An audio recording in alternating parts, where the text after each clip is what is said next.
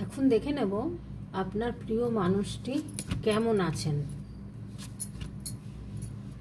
এই টেবিলের কার্ড বা লাভা, এই কাপের card, 2 of cups, page of wands, night of wands. আপনার ভালোবাসার মানুষটি এখন বুঝতে পারছেন যে আপনি সাচ্চা ছিলেন, তাই জন্য উনি এখন লক্ষ্যটা স্থির করছেন, কিন্তু ওনাকে ব্ল্যাক ম্যাজিক করা আছে।